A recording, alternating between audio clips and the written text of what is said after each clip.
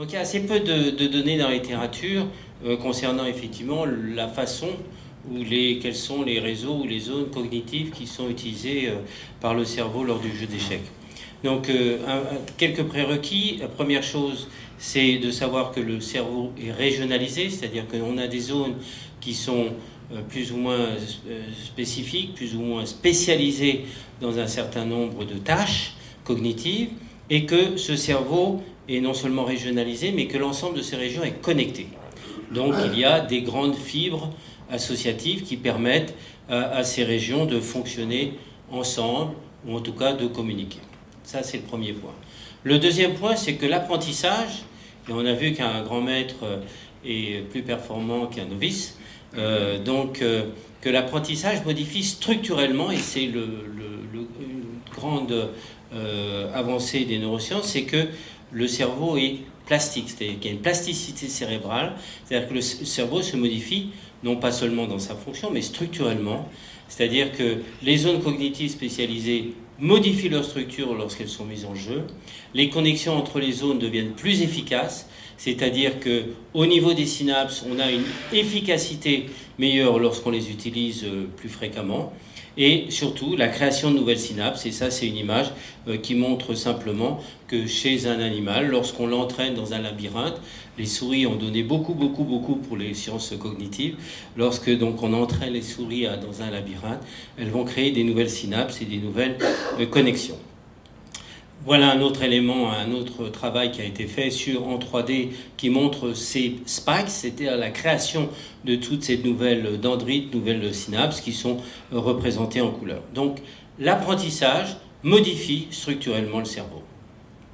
Alors quels outils nous avons à notre disposition? Là, c'est une photo de votre serviteur, de Nathalie Bodard, qui est actuellement chef de service, parce que l'âge venant, j'ai cédé ma responsabilité et je suis très content d'avoir cédé la responsabilité à Nathalie, et Monica Zibovicius, qui est chercheur dans notre équipe. Donc nous avons en gros 4 moyens. On a l'IRM fonctionnel, c'est-à-dire on a la possibilité de voir les zones du cerveau qui s'activent lorsqu'on les met en jeu. Là, à droite, vous avez simplement la stimulation visuelle, donc ça va activer la zone occipitale. On a la capacité de mesurer et de voir les fibres à l'intérieur du cerveau, c'est la tractographie.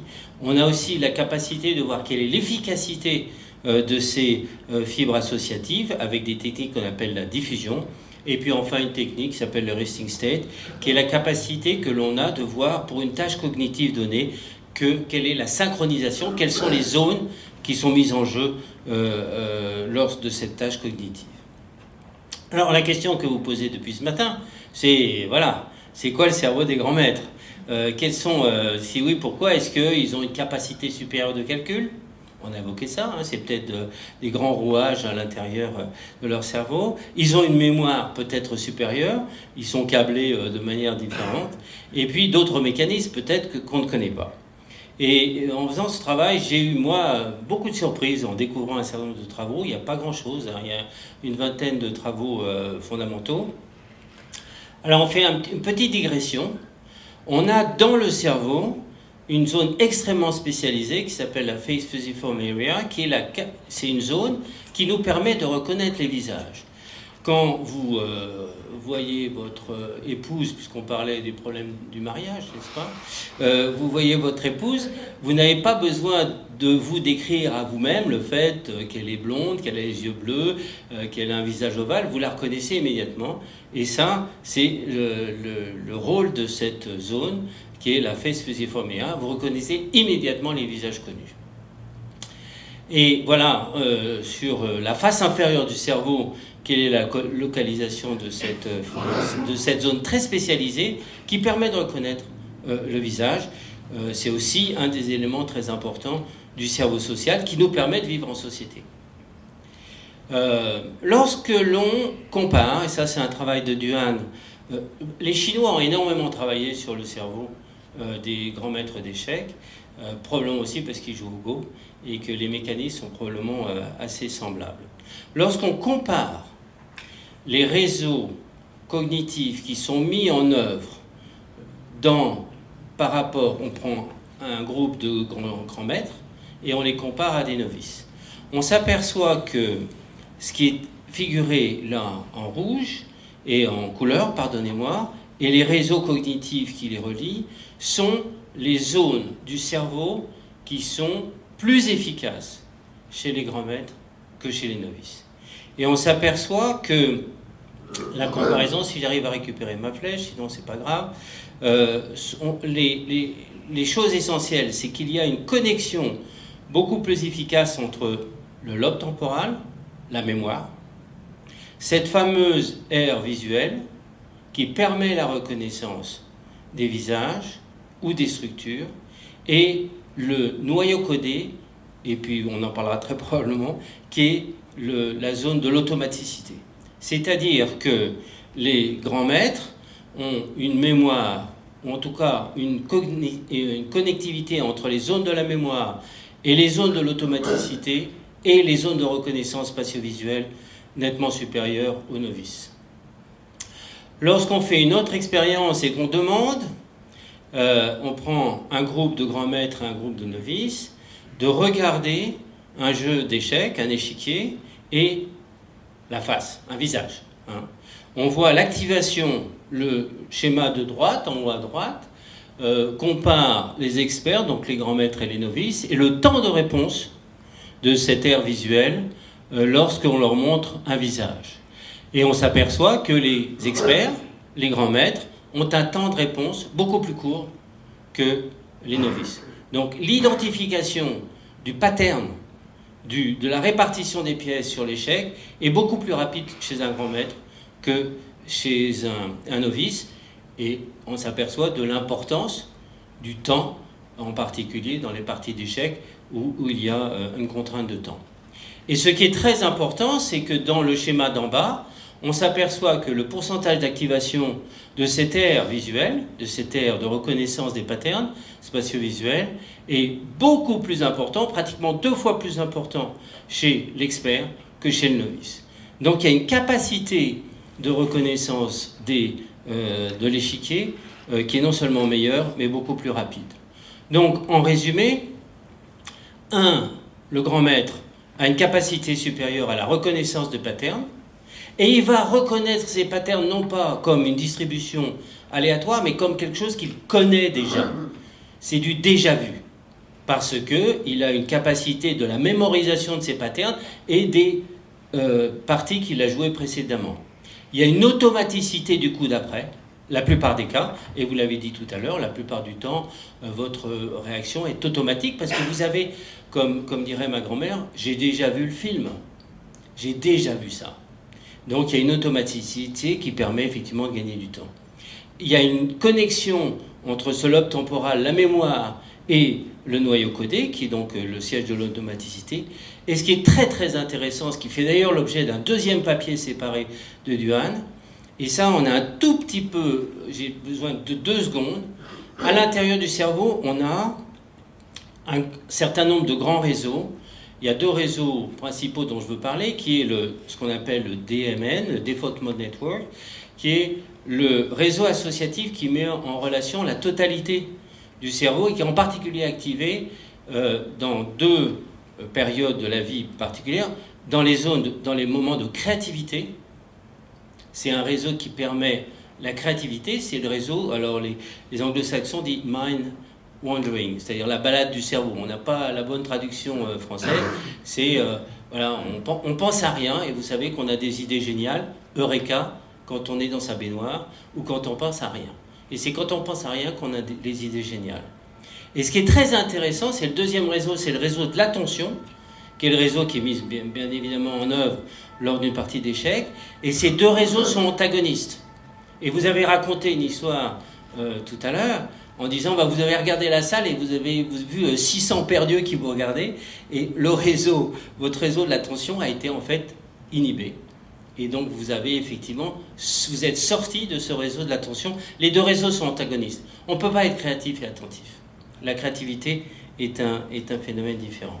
Et puis, le dernier point, c'est qu'il y a effectivement une augmentation de l'efficacité du grand réseau associatif et de la connexion visio-spatiale supérieure qui montre bien donc l'identification du pattern de l'échiquier met en comment dirais-je, en cause ce réseau vidéospatial. Et puis très rapidement, donc voilà, en conclusion, c'est la reconnaissance des patterns connus, c'est un réseau cognitif, la mémorisation, l'automatisation de la décision, une gestion de l'émotion par rapport à l'attention et la capacité, la récupération, la capacité qu'on a d'aller rechercher les parties initialement jouées.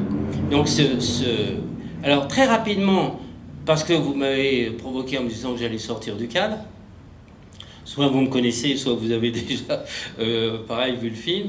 Je voulais simplement, parce qu'on a parlé dans la presse des ordinateurs, est-ce qu'on peut augmenter les capacités cérébrales? Le transhumanisme. Est-ce qu'on peut augmenter, est-ce que notre cerveau... voilà, qu'est-ce que c'est le neuro-enhancement? Est-ce qu'on a un cerveau augmenté?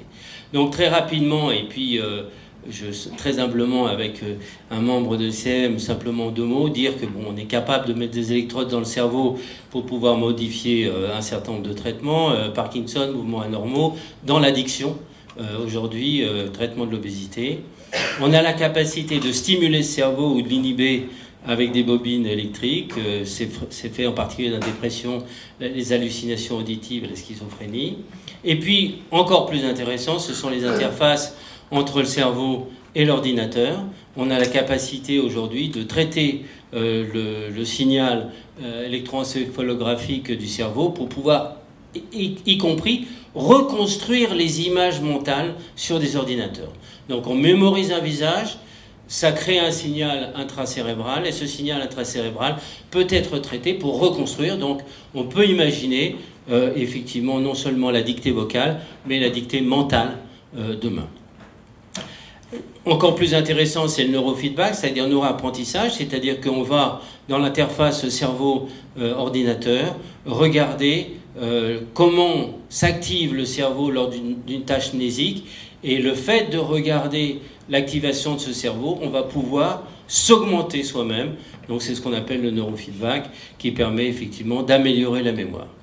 Le vrai problème, c'est de savoir qu'est-ce qui se passe si est-ce qu'on peut augmenter le cerveau à l'infini, et c'est le film de Luc Besson, Lucie. C'est bien évidemment un mythe, parce qu'il y a un problème, c'est qu'il est très probable que le cerveau soit un système à somme nulle. C'est-à-dire que si on active une zone cérébrale, on va désactiver les autres, simplement pour des raisons extrêmement simples, c'est que le débit sanguin cérébral est constant et qu'on ne peut pas, comment dirais-je, augmenter, et que la capacité cérébrale est dépendante, là aussi, d'un truc simple, biologique, c'est qu'on a besoin d'oxygène et on a besoin de glucose pour faire marcher le cerveau. Les nouvelles pistes qui sont intéressantes demain, c'est, vous savez que l'armée américaine travaille beaucoup sur les médicaments, en particulier pour éventuellement supprimer le sommeil, même si on sait que le sommeil est indispensable. Il y a un truc qui est tout à fait passionnant, moi qui me passionne, c'est que les dauphins, qui sont des mammifères probablement intelligents, je ne sais pas s'ils jouent aux échecs, il faudrait des pièces qu'on puisse mettre à l'intérieur de la mer, mais comme les dauphins sont des mammifères, ils ont une respiration aérienne, ils sont bien obligés de trouver un système pour pouvoir dormir sans se noyer. Donc ils ont décidé de dormir un seul hémisphère à la fois. Donc les dauphins sont capables d'inhiber, donc il y a un hémisphère, ils dorment que d'un œil, mais pas seulement que d'un œil, ils dorment que d'un hémisphère. Voilà en 2 mots. Voilà, est-ce qu'on va pouvoir aller vers l'homme augmenté, ou au contraire des robots plus humains? Mais moi qui suis neuroscientifique, je pense que l'histoire du cerveau humain n'est qu'à son début, et que c'est aujourd'hui vraiment... on attend nos Christophe Colomb, parce que nous sommes plusieurs à être des Christophe Colomb pour explorer ce truc absolument magique qu'est le cerveau humain. Merci.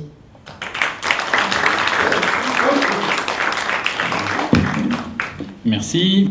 Je commence tout de suite par une question évidemment qui me vient à l'esprit.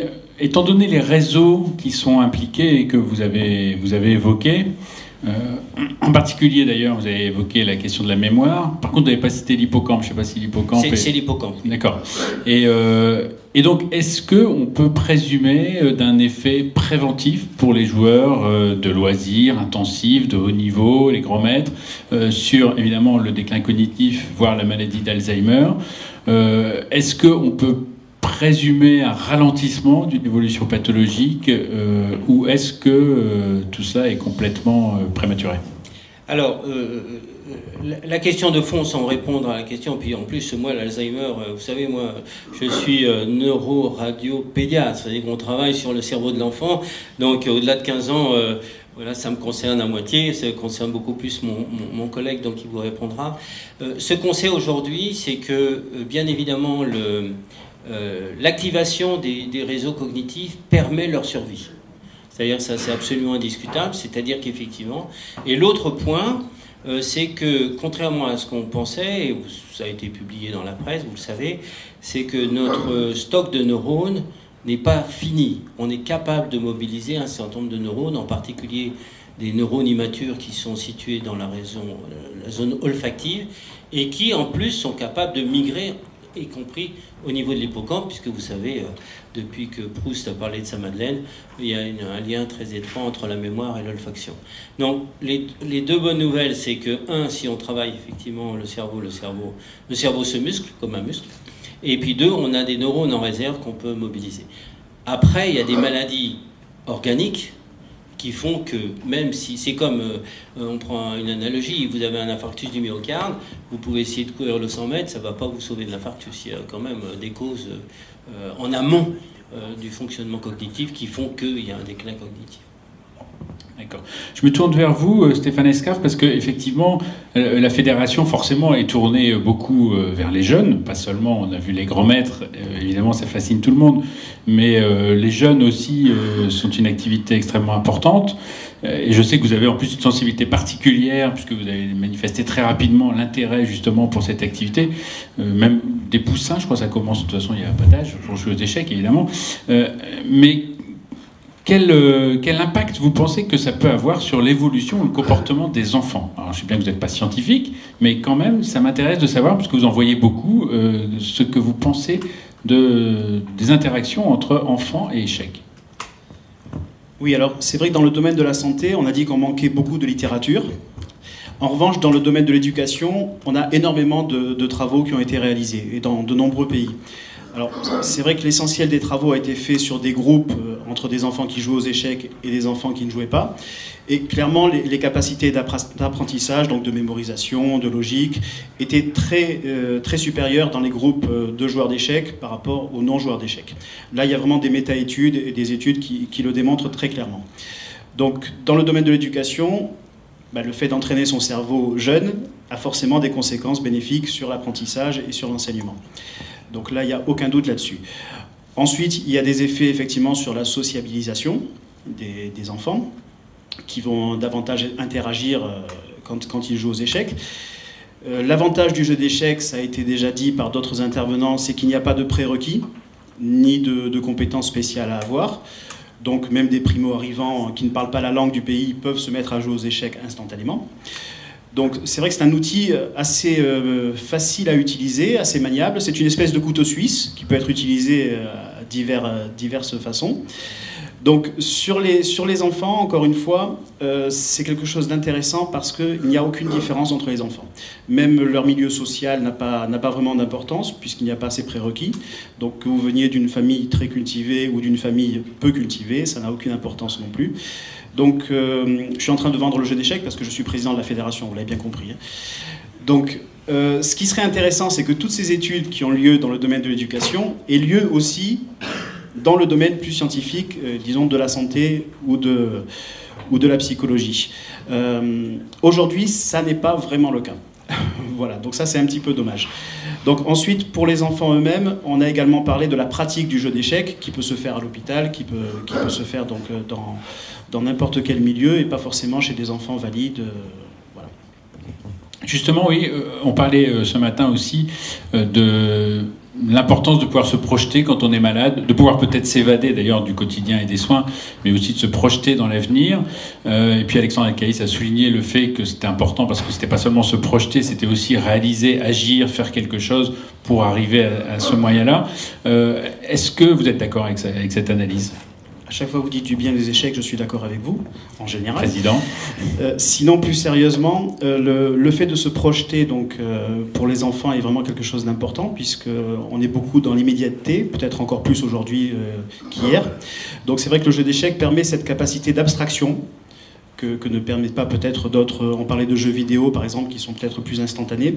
Le jeu d'échecs vous oblige... Alors, vous avez deux choses. Vous avez la tactique et la stratégie. C'est vrai que la tactique, ça va être plutôt les calculs à très court terme, à 2-3 coups qui vont arriver.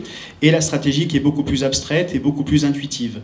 Et ça, c'est peut-être quelque chose que les jeunes travaillent moins par ailleurs. Donc le fait de pouvoir anticiper la fin d'une partie qui va arriver 20 ou 30 coups plus tard ne peut pas se faire par le calcul. Ça doit se faire uniquement de manière intuitive. Et pour revenir un petit peu à ce que vous montriez tout à l'heure, le fait de reconnaître des positions semblables, proches, qui ne vont pas être identiques parce qu'il y a vraiment des milliards et des milliards de parties différentes. Rien que pour jouer les premiers coups, vous avez 20 coups pour les blancs, possible, au départ. 20 coups pour les noirs. Ça fait déjà 400 positions différentes en ayant joué seulement un coup chacun. Alors après, c'est exponentiel et ça augmente de manière monstrueuse. Donc vous ne pouvez pas retrouver deux positions d'échecs parfaitement identiques quand vous avez joué beaucoup de coups, surtout chez les jeunes. Même les grands maîtres qui connaissent très bien les théories des ouvertures ne vont pas reconnaître exactement la même position. En revanche, il va y avoir des positions qui vont se ressembler. Parfois, il y aura un pion un petit peu décalé ou une pièce qui ne sera pas exactement au même endroit. Mais dans les études qui ont été faites, c'est vrai que les grands maîtres ou les joueurs professionnels vont reconnaître des schémas globaux, mais pas forcément totalement identiques.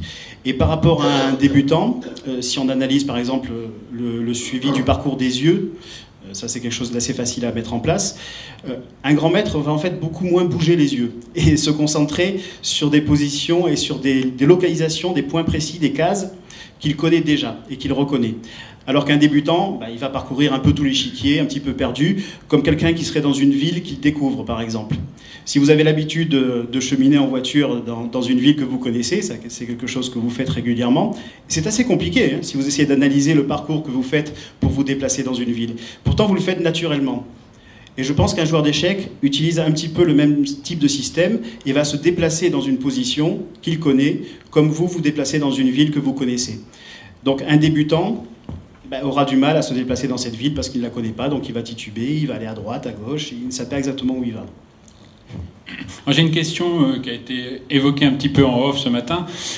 Si on suit ce raisonnement, néanmoins, on devrait forcément avoir les plus grands champions qui ont 60, 70 ans, 75 ans.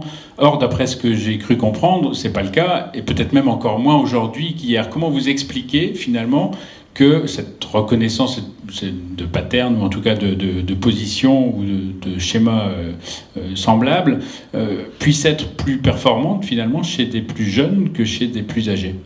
Oui, alors c'est vrai que j'ai parlé de la stratégie et de la tactique.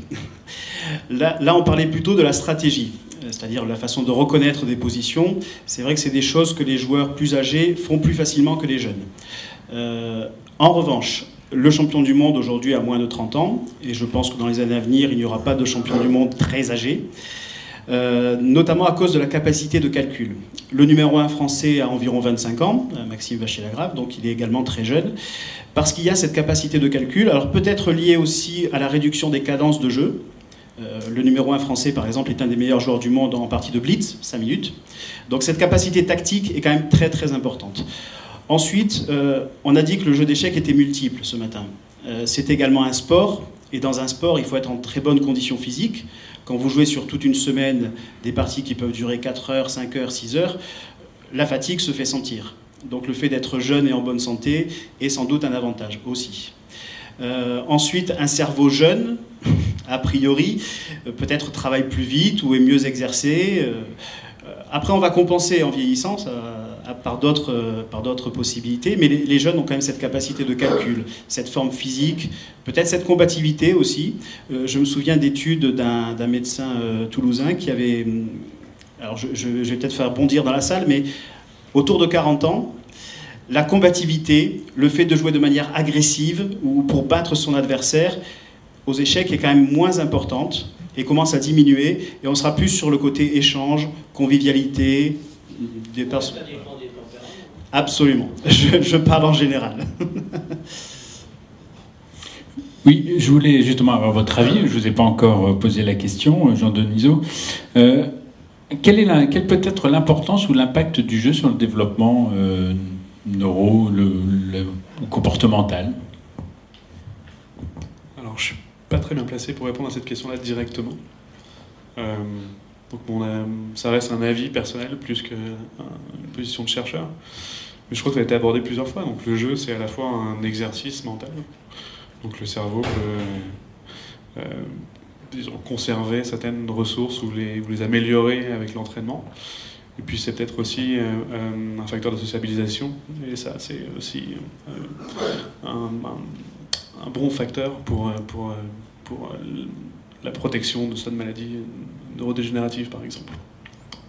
Et alors, vous avez aussi travaillé sur les comparaisons, alors ça, j'ai pas bien compris, mais vous allez m'expliquer, sur les comparaisons entre le développement à la fois chez des espèces de primates non humains, c'est ça, et puis les humains. Qu'est-ce que vous avez tiré comme conclusion ? Donc ça, c'était une étude un petit peu particulière. Donc on s'intéressait à ce qu'on appelle, ou ce qu'on pourrait appeler le sens social. Et alors il y a un lien avec les échecs, mais un petit peu lointain. Et donc on utilisait des situations de jeu, non pas parce qu'elles impliquent de fortes capacités de raisonnement, mais plutôt parce que, de cette manière, elles capturent un peu l'essence du contact avec les autres. Une situation de jeu, c'est une situation où on doit comprendre les autres. Comprendre leurs intentions, notamment. Comprendre ce qu'ils pensent, ce qu'ils vont faire. Et donc on s'est dit que c'était typiquement des situations où on pouvait aller essayer de mesurer une certaine forme de sophistication de ce sens social. Et alors vous savez peut-être que certaines personnes considèrent que ce sens social, il est unique à l'homme. Donc, aucune autre espèce n'aurait cette capacité de comprendre les autres comme les humains. Et d'autres, évidemment, ne sont pas d'accord avec ça. Le propriétaire du chien qui considère que son chien lit dans ses pensées quand il lui apporte son journal est évidemment assez peu d'accord avec ce type d'idée. Et les scientifiques se sont emparés de ce débat et ont fait des expériences pour savoir si les animaux considérés comme intelligents avaient ce type de capacité. Et les résultats sont toujours un petit peu difficiles à lire parce que les situations expérimentales qui sont mises en jeu peuvent toujours expliquer le comportement des animaux à travers d'autres phénomènes qui n'ont rien à voir avec la compréhension des états mentaux des autres. Et nous, on s'est dit qu'on allait utiliser une astuce. Et l'astuce consistait donc à faire jouer des animaux à des jeux. Et ils jouaient avec des jeux, c'est des jeux très simples, c'est des jeux où il y a 2 actions possibles, 2 joueurs, et cache-cache en fait. Tout le monde peut jouer à ça, un enfant de 3 ans peut jouer à ça. Et en fait, l'adversaire des animaux était un algorithme d'intelligence artificielle qui avait un sens social de sophistication calibré.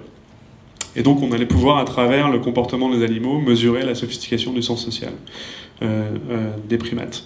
Et on avait une hypothèse sur l'idée que peut-être qu'il pourrait y avoir 2 forces évolutionnistes qui auraient été importantes pour générer cette capacité chez l'homme. La première, ce serait qu'on ait à gérer des réseaux sociaux compliqués. Alors ça, c'est ce qui a été appelé l'hypothèse d'intelligence machiavélique. Grosso modo, notre groupe social est énorme, il faut qu'on gère des relations sociales, et donc il nous faut un sens social sophistiqué. Et c'est ça qui tirerait notre sens social vers le haut. Et l'autre hypothèse, c'était qu'on ait un gros cerveau, et puisqu'on a un gros cerveau, on a ouvert une fenêtre d'opportunité à ce sens social, et donc c'est la taille du cerveau qui compte. Alors on a pris des espèces de primates qui étaient telles que taille du groupe social, donc complexité du réseau social, et taille du cerveau étaient distinguables à travers cet ensemble d'espèces de primates. Donc il y avait des orang-outans, des gorilles, des chimpanzés, des lémuriens, des macaques, des mangabais. Et on les a fait jouer à cache-cache contre nos algorithmes d'intelligence artificielle, et on a montré en fait que le comportement de ces animaux était déterminé essentiellement par la taille du cerveau. Ce qui est la conclusion est presque triste. Petit cerveau, petit sens social. Et donc on a mesuré cette capacité, cette sophistication de sens social à travers le comportement des animaux dans les jeux. Il y a une question aussi qui m'était venue quand vous avez parlé de cette compétence sociale, c'est par rapport aux autistes, puisqu'on parle souvent là aussi des liens entre l'autisme, ou en tout cas on évoque les liens entre autisme et échec. Et je sais qu'il y a aussi des travaux d'ailleurs qui sont faits sur, là aussi, alors la même zone de reconnaissance visuelle des visages, là pour le coup du regard, mais là vous parliez des formes aussi pour les échecs, mais là aussi est-ce que vous avez travaillé ou est-ce que vous avez vu des études qui qui sont prometteuses, soit pour être utilisées avec les enfants autistes, ou les adultes autistes d'ailleurs, ou inversement, qui pourraient montrer une capacité particulière. Donc c'est une question très compliquée. Qu'est-ce qui fait la différence entre quelqu'un qui est autiste et quelqu'un qui ne l'est pas? Donc les spécialistes du domaine ont des réponses assez diverses à ce type de questions. Nous, on a travaillé sur cette question, encore une fois, avec cette idée de sens social. Et donc on a fait une expérience où on a, encore une fois, fait jouer des autistes à cache-cache contre nos algorithmes d'intelligence artificielle. Et puis on a évidemment un groupe contrôle à côté, des gens qui sont dits neurotypiques. Et on a comparé les performances entre autistes et gens normaux. Et ce qu'on trouve, en fait, c'est qu'on faisait des manipulations psychologiques un peu particulières. Par exemple, évidemment, aucun des participants n'était conscient du fait qu'ils jouaient contre des algorithmes d'intelligence artificielle. On leur mentait, on leur disait qu'ils jouaient contre des gens. Ils étaient en face de gens. Et on avait deux conditions. Une condition où on leur disait vous jouez contre cette personne. Et c'est un jeu, comme une partie d'échecs. Et dans l'autre condition, on leur disait rien du tout. On déguisait la tâche comme une tâche de pari, comme au casino si vous voulez. Et donc, a priori, les gens neurotypiques ne font pas appel au sens social dans ce type de situation. L'information objective pour gagner dans les deux conditions est exactement la même.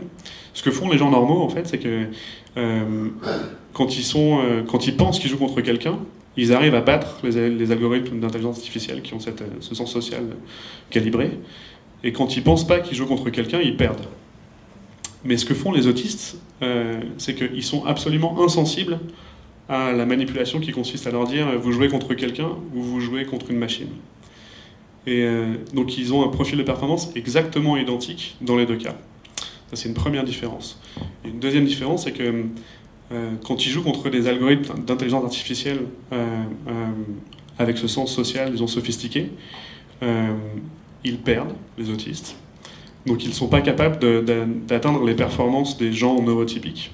Par contre des algorithmes d'intelligence artificielle qui n'ont pas de sens social, mais qui ont une sophistication, elle, un peu importante, les autistes sont meilleurs que les gens normaux. Et donc la conclusion est un petit peu mi-figue, mi-raisin, un peu ambivalente. Elle pourrait se résumer comme ça.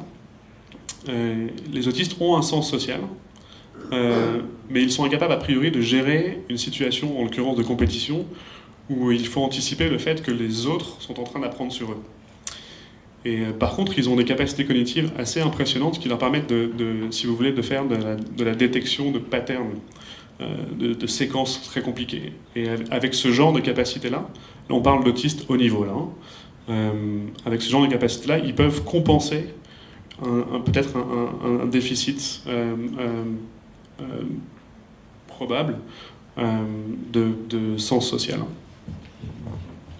Un petit complément à votre question, j'ai pas amené les diapos là parce qu'on n'avait pas le temps, mais Monica Zebovicius et Nathalie et moi, on a publié en particulier, vous savez qu'un certain nombre d'autistes ont ce qu'on appelle une mémoire un peu particulière, et on avait montré, Monica avait montré avec un adulte autiste qui était appelé l'homme calendrier.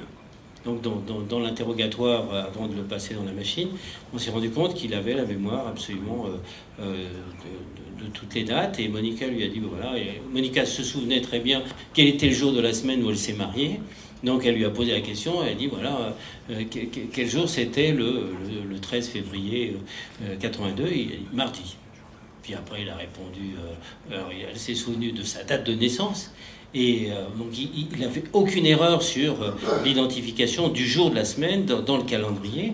Et puis à la fin, Monica lui pose la question, elle lui donne sa date de naissance. Et Monica est légèrement plus âgée que ce jeune adulte.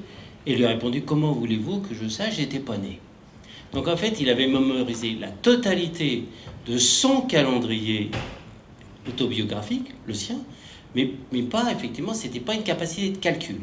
Et quand on l'a mis dans la machine, à l'époque c'était pas l'IRM, c'était un PET, c'est effectivement l'hippocampe qui s'activait. Donc effectivement, les autistes ont des capacités mnésiques particulières et probablement supérieures, effectivement, parce qu'en plus, et quand on les interroge sur le plan clinique, les autistes, Monica et Nathalie, on travaille tous les jours là-dessus, ils sont parfois gênés par cette mémoire. C'est-à-dire que les neurotypiques, c'est-à-dire les individus qui fonctionnent en société, on trie. C'est-à-dire qu'on élimine une grande partie de la mémoire qui est gênante, qui ne sert à rien.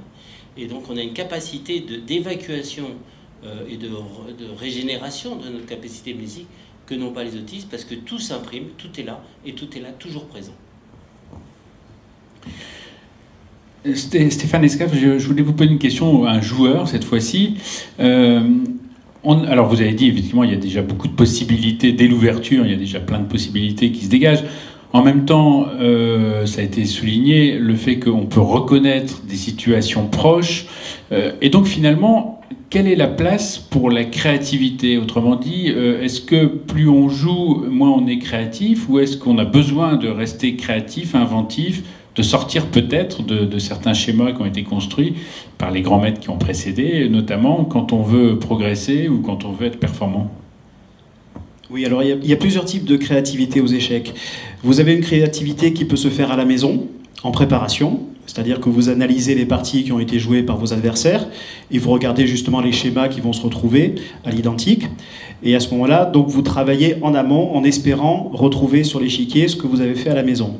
Je me souviens d'un cas précis en championnat de France où le grand maître Emmanuel Bricard voyait son adversaire, son voisin, la partie d'à côté, qui avait terminé en quelques minutes. Ce qui n'est pas normal, d'habitude les parties durent 3 ou 4 heures. Et j'avais interrogé son voisin, qui était également grand maître international, et en fait il avait gagné la partie sur une préparation maison. Donc il avait réussi à placer un piège qu'il avait préparé en amont. Donc il avait fait preuve d'imagination à la maison, et quand j'avais signalé ça à Emmanuel Bricard, donc le champion de France de l'époque, il m'avait dit « Ah, il a réussi à ne pas jouer aux échecs ». C'est-à-dire que pour lui, cette créativité, en fait, devait intervenir dans la partie. Et pour un joueur comme Emmanuel Bricard, lui, il aime découvrir pendant le jeu des nouveautés. Je vous ai dit que les positions, sans être infinies, sont incalculables parce que, encore une fois, elles sont exponentielles, donc trop nombreuses.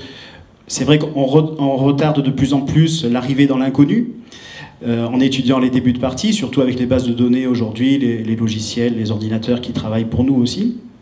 Mais il y a quand même cet effet horizon. À un moment, on ne peut plus avoir tout calculé à la maison, parce que c'est trop compliqué, il y a trop de possibilités différentes.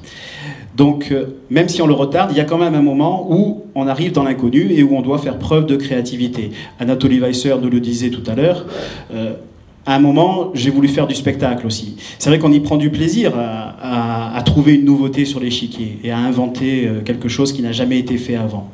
Donc voilà, il y a plusieurs types d'imagination et de liberté qui peuvent apparaître dans une partie d'échecs et qui donnent beaucoup de plaisir.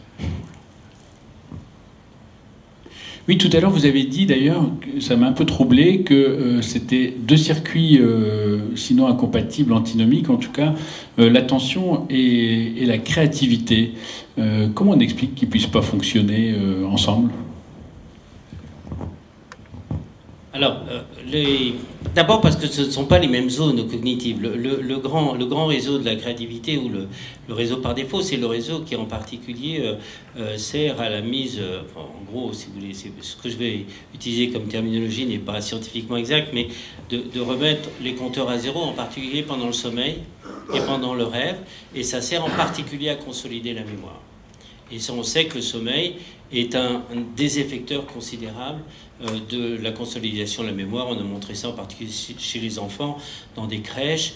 On fait apprendre une tâche à des enfants, à 2 groupes d'enfants. Il y a un groupe d'enfants qui fait la sieste et un groupe d'enfants qui ne fait pas la sieste. Celui qui n'a pas fait la sieste a une capacité de mémorisation inférieure à celui qui a dormi. Donc le sommeil, ce grand réseau, permet de la mise en connexion de la totalité des aires, en particulier sensorielles.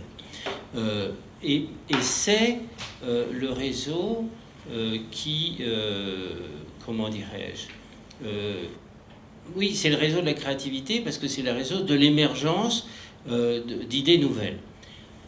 On a montré, mais à plusieurs reprises, pas seulement chez les joueurs d'échecs, que le réseau de l'attention inhibe immédiatement ce réseau associatif, ce réseau par défaut, ce réseau Wandering Brain.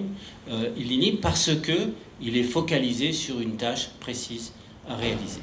et que c'est un antagonisme. Les deux ne peuvent pas marcher en même temps. Il y a bien d'autres réseaux qui sont mis en œuvre, en particulier le réseau visio-spatial, en particulier ce qu'on appelle le réseau de la salience, c'est-à-dire le réseau de l'évidence, c'est-à-dire qui vous permet à l'intérieur d'une situation, par exemple là, la personne qui se déplace, a attiré mon attention. Ça, c'est le réseau de la salience. Il y a un environnement qui est connu, homogène, puis tout d'un coup, il y a quelqu'un qui se déplace, et c'est un réseau qui vous fait perdre votre attention. En particulier, vous avez tous regardé Roland-Garros. Quand le joueur de tennis va servir, il va mettre en jeu tout un mécanisme de routine de décision motrice. Et ils ont tous leur propre routine, y compris Nadal qui touche à son short et son slip qui lui rentre dans les fesses. Ils ont tous cette routine parce que c'est une routine nécessaire pour pouvoir réaliser un acte automatique qui a été mémorisé. S'il y a quelqu'un qui se déplace dans les tribunes, il va poser sa balle, il ne va pas faire le geste. Donc ces réseaux sont juste antagonistes, probablement pour des raisons hémodynamiques et pour des raisons de cohérence, mais je ne sais pas pourquoi. Nous, chercheurs, on regarde, on sait à peu près comment, mais le pourquoi, c'est un autre domaine. Oui, pour compléter ce que vous disiez sur le sommeil, juste en 2 mots, parfois nous avons la chance d'avoir un médecin qui accompagne l'équipe de France dans les compétitions de haut niveau, et tous les médecins qui sont passés par l'équipe de France ont toujours conseillé de travailler le soir avant de se coucher, pour que le cerveau donc puisse travailler la nuit pour mettre en place ces schémas. Et d'éviter de travailler le matin avant les parties, parce qu'on n'aurait pas à ce moment-là la capacité d'assimiler tout ce qui a été étudié la veille. Et peut-être sur les habitudes des joueurs et sur la concentration. Alors, au jeu d'échecs, c'est quelque chose d'absolument capital, vraiment essentiel, surtout à très haut niveau. Moi, je suis arbitre international, donc j'ai participé déjà à des championnats du monde ou ce genre de choses. La concentration des joueurs est quelque chose de très impressionnant. Je prends un exemple tout bête. Un jour, nous avons un chien qui est rentré dans la salle. Il y avait une compétition de très haut niveau avec Étienne Bacrot, qui était champion de France à l'époque, très jeune également. Donc un chien rentre dans la salle, vous imaginez que ça peut embêter les joueurs et les déconcentrer.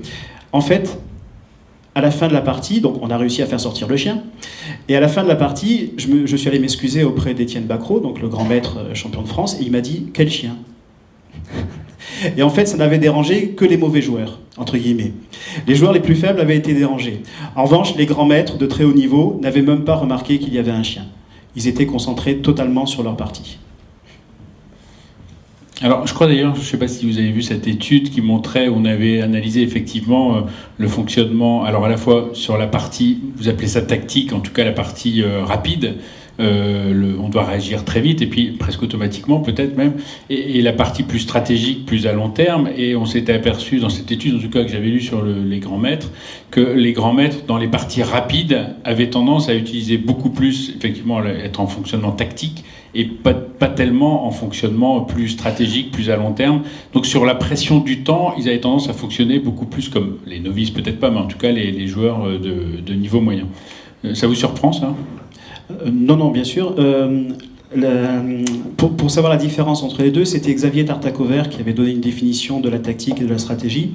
La tactique, c'est ce qu'il faut faire quand il y a quelque chose à faire. Et la stratégie, c'est ce qu'il faut faire quand il n'y a rien à faire.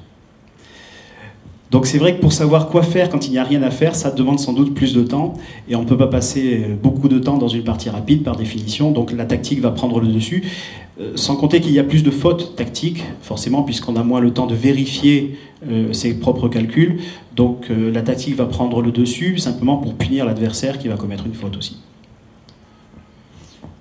Jean Denisot, je voulais évoquer une autre question, puisqu'on a parlé de l'âge des joueurs, des champions, effectivement, et on en avait parlé un petit peu tout à l'heure, de l'importance d'être en forme, effectivement, pour jouer, ou en tout cas du retentissement que ça pourrait avoir sur les processus de décision, peut-être. Donc c'est vrai qu'on se met en situation de stress, en tout cas, quand on est dans les blitz, on est forcément dans une situation différente. Et puis peut-être au cours de la partie, lorsque la pression du temps devient plus importante de son côté, est-ce que ça peut modifier perturber les processus décisionnels et dans quel sens? Est-ce qu'il y a d'autres circuits qui sont du coup mobilisés? Est-ce que les barrages qu'on a mis en place habituellement pour avoir des raisonnements rationnellement bien construits commencent à se fragiliser? Qu'est-ce qui se passe dans notre cerveau à ce moment-là, dans les processus de décision, sous la pression du temps? Merci, je vous remercie pour la question facile. Alors, spéculer, vous pouvez spéculer. Hein. Ouais, ma première réponse est j'en sais rien. Ma deuxième réponse est j'imagine que plus la pression du temps augmente, plus on se reporte sur des processus qui sont automatisés. Et donc ça veut dire en fait essentiellement répéter des situations ou des associations entre des situations connues et des actions connues. Plutôt que de générer justement des actions nouvelles dont on n'est pas forcément en capacité d'évaluer si elles sont adaptées à la situation ou pas. Un court complément pour compléter ce que vient de dire Jean. On a deux types de comportements, hein, des comportements inconscients, automatiques. Vous parliez tout à l'heure de la conduite quand on traverse une ville qu'on connaît. On a tous connu ça. On est fatigué le matin, on prend la voiture ou le vélo ou le métro. On arrive au boulot, on ne sait absolument pas ce qui s'est passé. On était ailleurs, et parce que c'est effectivement un processus purement automatique. C'est un processus extrêmement efficace qui consomme très peu d'énergie et qui est très rapide. Donc c'est vraiment l'automaticité. Chaque fois qu'on a besoin, qu'on est sous stress, soit temporel, soit parce qu'on a des emmerdements ou qu'il y a une contrainte ou un adversaire, on est obligé de corticaliser, de mettre les décisions au niveau conscient. Ça consomme énormément d'énergie, ça met en jeu beaucoup de zones cérébrales, et c'est beaucoup plus lent. Donc on perd du temps, et effectivement on perd de l'automaticité. Alors la relation entre stress et mémorisation est bien connue. C'est-à-dire que l'hippocampe, elle n'est pas loin d'un petit machin qui s'appelle l'amygdale temporale, qui est un petit noyau amygdalien qui ressemble à une amande, c'est pour ça que ça s'appelle l'amygdale, qui sert en particulier à identifier le stress, le danger. Et on a montré que quand il y a un stress moyen, c'est le trac des acteurs, on augmente la mémorisation, c'est-à-dire un petit peu de stress et permet d'activer la mémorisation. Il y a une relation entre l'hippocampe et l'amygdale. Par contre, s'il y a un stress très très important, ça fusille l'hippocampe, et c'est en particulier le syndrome des stress post-traumatiques des vétérans du Vietnam initialement, et puis la guerre du Golfe, etc. Donc le stress violent va effectivement inhiber par contre la mémorisation. Donc il y a un lien très fin, il y a un réglage très fin entre stress et capacité mnésique et capacité décisionnelle. Avant qu'on passe aux questions dans la salle, je voulais en profiter pour élargir en quelque sorte la table ronde et poser la question à Anatoly Weisser. On va vous donner un micro, Anatoly. Vous posez la question, est-ce que vous avez l'impression que vous jouez différemment dans votre cerveau lorsque vous avez une pression très forte de temps, ou est-ce que vous jouez de toute façon de la même façon qu'il y ait ou pas une pression liée au temps qui vous est imparti? Bon, c'est difficile de répondre parce que... Parlez bien dans le micro parce que je ne suis pas sûr. Allô. En fait, bien sûr, c'est différent. Chaque joueur d'échecs, il y a des algorithmes de choix de coups. Si on a assez de temps, parce qu'en moyenne, on a 3 minutes par coup dans le contrôle classique, et si on joue rapide, c'est admettons 15 minutes plus 5-10 secondes par coup, et encore blitz, ça peut être juste 5 minutes, ou bien 5 minutes pour 3 secondes comme on a joué hier. Alors, je réponds à votre question, comment c'est possible que c'est 13 minutes? Parce qu'on a fait beaucoup de coups, et 3 secondes un, 3 secondes l'autre. Si on fait 40 coups, ça fait 240 secondes. Ça fait 4 minutes en plus. Alors 13 minutes, c'est possible, facilement. Bon, alors, c'est pas vraiment différent algorithme, mais c'est un peu modifié quand même. Parce que si on a le temps, on calcule, oui, je fais ça, lui il fait ça, et bon. Mais si c'est plus rapide, on demande plus à notre intuition. Juste, hop. Et on a dit déjà que l'intuition, c'est un calcul fait immédiatement. Bon. Et en principe, c'est différent. Mais par contre, excusez-moi, j'aime bien dire encore une phrase pour mes conclusions de cette journée formidable. J'ai compris que quand même, c'est prouvé que pour les enfants, les échecs, c'est très utile, ça développe des cerveaux, ça aide d'avoir certaines qualités utiles dans la vie. Pour les personnes âgées, ce n'est pas encore prouvé strictement, scientifiquement, mais quand même, beaucoup de chances que quand même ça aide à retarder des maladies comme Alzheimer, etc. Et moi, en réfléchissant, j'ai compris qu'il faut faire encore une chose. Ma proposition pour la France, il faut faire les échecs obligatoires à l'ENA, parce que ça va permettre d'avoir des politiques qui savent prévoir qu'est-ce qui se passe demain. Souvent, on voit que c'est le point faible de nos politiques. Merci.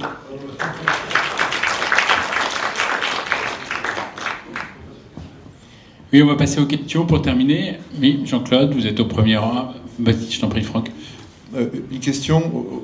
Aujourd'hui, les scientifiques que vous êtes, pensez-vous que le jeu d'échecs et la communauté des joueurs d'échecs, puisque Stéphane Escaffre a dit hier qu'il mettrait à disposition des cohortes potentielles de joueurs d'échecs au travers le monde, puisque Stéphane a des connexions au niveau de la Fédération internationale. Est-ce que vous pensez qu'il y a aujourd'hui des champs d'exploration de la science que la communauté des joueurs d'échecs pourrait vous aider à accélérer, à catalyser voilà. Il est évident en plus que le caractère universel et extrêmement positif dans l'inconscient collectif serait aussi un facteur permettant d'attirer des financements, je suppose. Je commence à répondre peut-être, mais très rapidement. Donc, il y a peut-être deux façons de rendre, disons, la population des joueurs d'échecs intéressante pour la science. Il y en a à minima deux, en tout cas. Donc il y a un truc, au sens de truc et astuce, que les psychologues du siècle dernier utilisaient avec intelligence, c'était les effets d'expertise. Par exemple, ils voulaient comprendre comment la mémoire fonctionnait. Et au tout début de ce genre d'études, ils ne savaient pas, par exemple, que la mémoire à long terme pouvait être découpée en plusieurs types de mémoire. Et donc ils ont cherché en fait à étudier des gens qui avaient des mémoires impressionnantes. Et ils montraient que ces gens qui avaient un type de mémoire très spécifique, très développé, n'étaient pas meilleurs que les gens normaux pour d'autres types de mémoire. Et c'est un argument pour dire ça, c'est une propriété cognitive spécifique qui est différente, dissociée d'autres types de mémoire.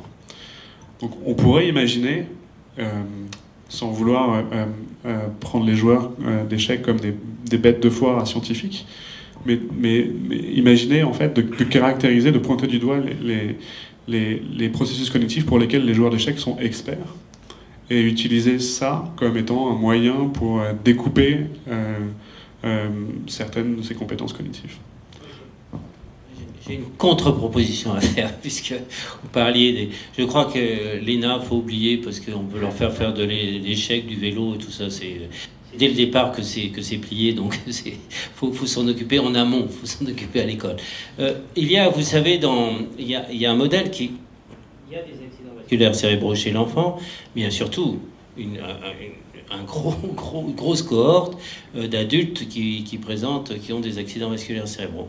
On sait, il y a un traitement, moi c'est vraiment un peu en dehors de mon expertise clinique personnelle, la musicothérapie est rentrée dans l'hôpital, elle est rentrée dans les outils de rééducation des accidents vasculaires cérébraux.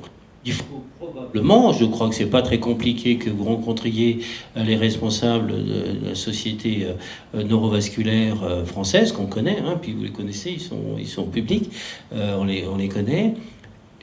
Rien ne vous empêche effectivement de prendre des cohortes de personnes présentant des accidents vasculaires cérébraux en rééducation, et de voir si la pratique des échecs permet des récupérations cognitives, mnésiques, décisionnelles meilleures. Je pense que ce qui est sûr, c'est que lorsqu'on est effectivement déficitaire, l'utilisation des réseaux cognitifs, à cause de la plasticité cérébrale dont j'ai parlé, mais qui est vraiment notre cœur de métier, hein, on sait qu'on peut.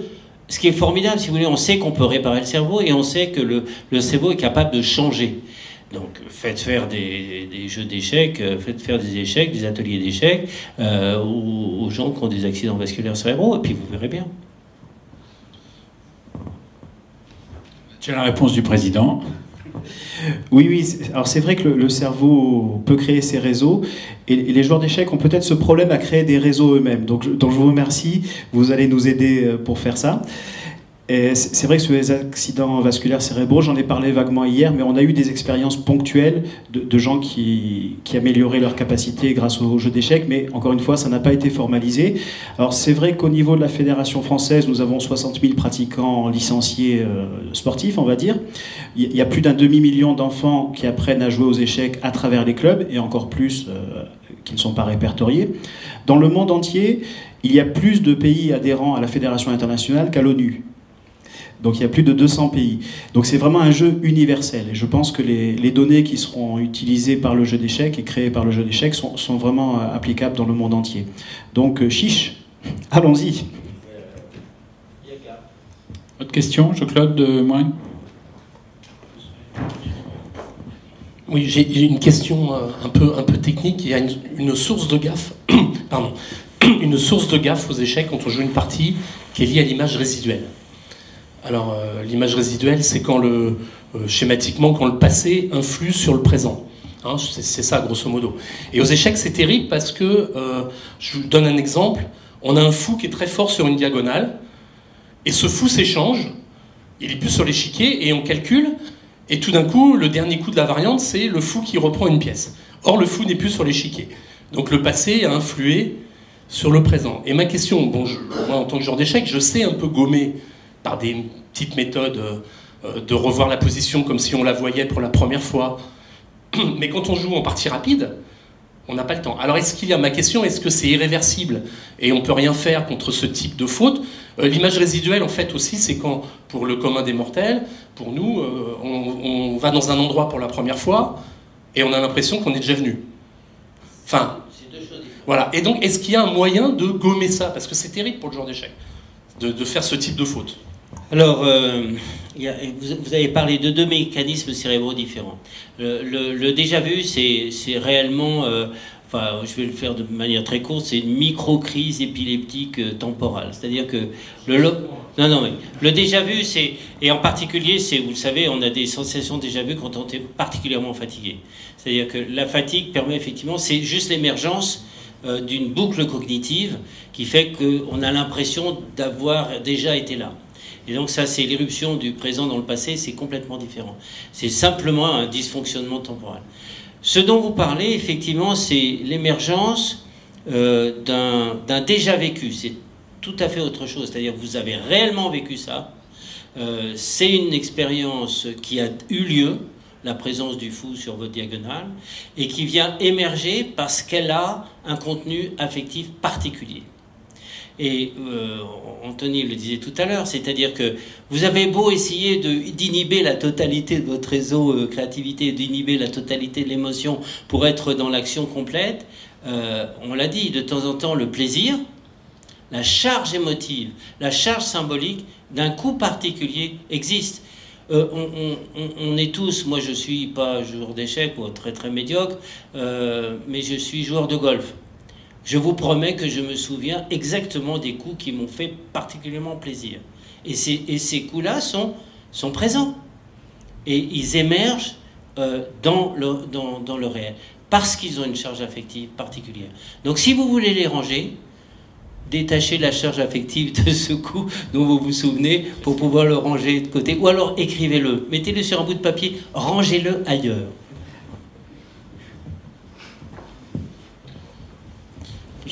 J'ai pas de réponse à votre question de manière très directe, mais il me semble que ça relève mon intuition là-dessus, c'est que ça relève d'un conflit entre le fait que dans la partie, il faut pouvoir se rappeler la raison pour laquelle on en est arrivé là, Parce que ça fait partie de l'analyse du jeu, j'imagine. Et le fait que pour pouvoir négocier la partie à partir de maintenant, il faut libérer des ressources cognitives. Et la manière dont le cerveau va arbitrer va choisir entre les deux, autrement dit, allouer de la mémoire au passé ou la libérer pour le raisonnement, c'est peut-être quelque chose qui est très typique d'un joueur en particulier. Ça s'entraîne peut-être, mais c'est peut-être pas facile à contrôler. Merci, il va être l'heure de déjeuner, puisque ensuite nous avons non seulement la partie simultanée, c'est ça, qui doit démarrer, donc je pense qu'on va passer au déjeuner. Franck, je vous laisse prendre la parole pour les indications pratiques sur la suite. Merci à tous, merci à tous les intervenants, et merci au public pour les questions, évidemment.